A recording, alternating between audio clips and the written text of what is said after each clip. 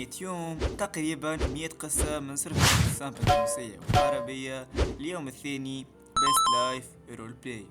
مرحبا بكم في اليوم الثاني من رحلتنا داخل عالم السيرفر التونسية والعربية. اليوم اللي باش نحكوه الكل مستوحى من كلام المومبرز، يعني اذا كان فما حاجة غلطة انتم تنجموا تصلحوه في الكومنتات.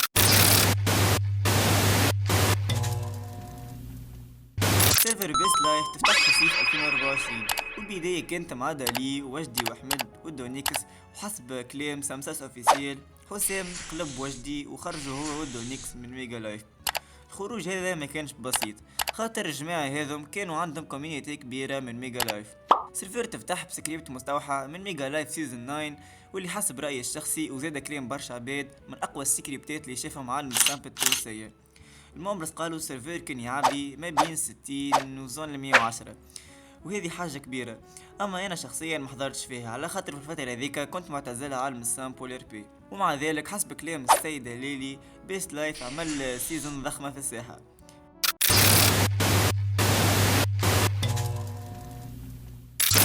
الفترة الأولى كانت مليانة أحداث، وأشهرها كانت أغنية ديس بانجو بيست لايف رول بلاي، واللي كانت موجهة مباشرة للميجا لايف وخاصة للأونر متاعها حسام، واللي هو في نفس الوقت الديفلوبر.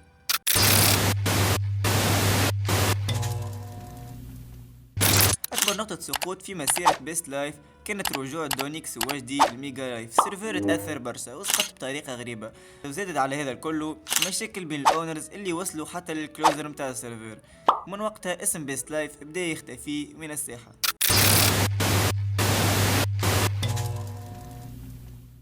في أول صيف 2025 صارت مفاجأة ما حدش كان متوقعها، رجوع بيست لايف رول بلاي بسرعة.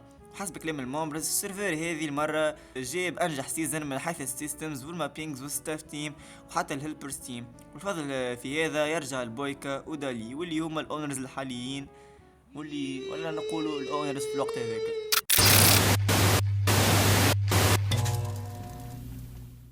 حاولت ندخل السيرفر ديسكورد متاعهم نعمل طلة لكن ما لقيتش اثر. اما الممبرز ما قصروش، تريكس اكس 4 سيد هليلي سامسات اوفيسيال وبيلر بي فيورز 01 الكلهم قالوا نفس الشيء. بيست لايف مازال يعمر رغم المشاكل متاع الهوستينج والديدوس، لكن الاونرز واقفين وصامدين وقالوها بالحرف نميلوا وما نطيحوش. الخلاصه بيست لايف حسب كلام المومبرز كان من اقوى السيرفرات، خذا شهره كبيره وعنده جمهور وفي، حتى التصويت في البوستات في الشين متاعي يثبت كلامي. واذا كان عندكم رابط الديسكورد متاعهم حطوا هنا في الكومنتات نعملوا طلة. هذا هو الفيديو متاع اليوم، وكان معكم اسلوما، ونتلقى غدوة في قصة جديدة من 100 يوم سيرفرات سامب رول بلاي تونسية وعربية، ودمتم في رعاية الله.